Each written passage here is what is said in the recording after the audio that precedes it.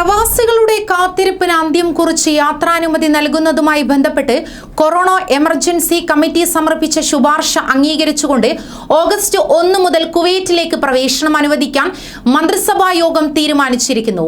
പ്രവേശന വിലക്ക് മൂലം ആശങ്കയിൽ കഴിയുന്ന മലയാളികൾ ഉൾപ്പെടെയുള്ള പ്രവാസികൾക്ക് വലിയ ആശ്വാസമേകുന്ന തീരുമാനമാണിത്.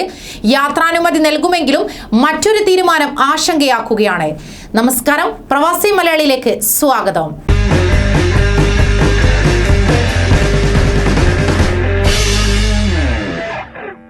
പ്രവാസികൾക്ക് പുതിയ തൊഴിൽ വിസകൾ നൽകുന്ന വിഷയത്തിൽ തീരുമാനം നീളുവാനാണ് സാധ്യതയെന്ന് റെസിഡൻസി അഫയേഴ്സ് വൃത്തങ്ങളെ ഉദ്ധരിച്ച് പ്രാദേശിക പത്രങ്ങൾ റിപ്പോർട്ട് ചെയ്യുകയുണ്ടായി.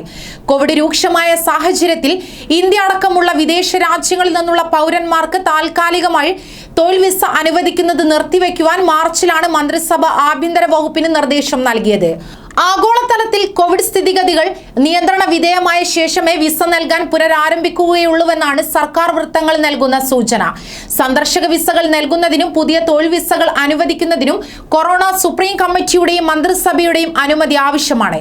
നേരത്തെ വിദേശികൾക്ക് യാത്രാ നിരോധനം ഏർപ്പെടുത്തിയ സാഹചര്യത്തിൽ താമസരേഖ പുതുക്കുവാനായി കുവൈറ്റ് സൗകര്യം ഏർപ്പെടുത്തിയിരുന്നു.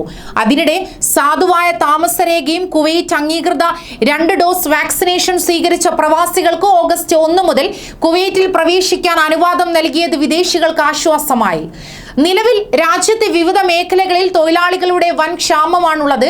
നിർമ്മാണ മേഖലയിലടക്കം തൊഴിലാളികളുടെ ആവശ്യമുണ്ട്. കോവിഡിന് ശേഷം കഫ്റ്റീരിയ അടക്കമുള്ള കടകൾ, വിവിധ സ്ഥാപനങ്ങളിൽ ഡ്രൈവർമാർ തുടങ്ങിയ വിഭാഗം തൊഴിലാളികളുടെ വൻ ആവശ്യമുണ്ട്. എഞ്ചിനീയറിംഗ് അടക്കമുള്ള പ്രൊഫഷണൽ മേഖലയിലും ജോലിക്കാരെ ആവശ്യമുണ്ട്. കോവിഡ് പ്രതിസന്ധിയിൽ ആയിരക്കണക്കിന് ഇന്ത്യക്കാർ അടക്കമുള്ളവരാണ് നാട്ടിലേക്ക് തിരിച്ചുപോയതും നിരവധി കമ്പനികളുടെ പ്രവർത്തനത്തെ സാരമായി ബാധിച്ചിട്ടുണ്ട്.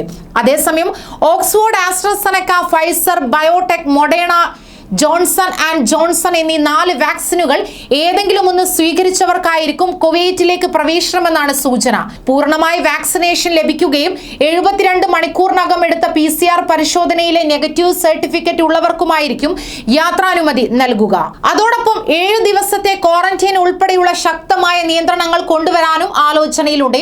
ഇന്ത്യയിൽ കണ്ടെത്തിയ ഡെൽറ്റ വകഭേദം കുവൈറ്റിൽ റിപ്പോർട്ട് ചെയ്യപ്പെട്ട സാഹചര്യത്തിൽ പ്രത്യേകിച്ചും 7 ദിവസത്തെ ക്വാറന്റൈന് ശേഷം ഒരു PCR പരിശോധന കൂടി നടത്തി കോവിഡ് നെഗറ്റീവ് ആണെന്ന് ഉറപ്പുവരുത്തുകയും വേണമെന്ന് ഇതുമായി ബന്ധപ്പെട്ട് നടത്തിയ വാർത്താ സമ്മേളനത്തിൽ സർക്കാർ വക്താവ് താരിഖ് അൽ മിസ്രം അറിയിച്ചിരിക്കുന്നു. കൂടുതൽ പ്രവാസി വാർത്തകൾക്കായി ഈ ചാനൽ സബ്സ്ക്രൈബ് ചെയ്യുക.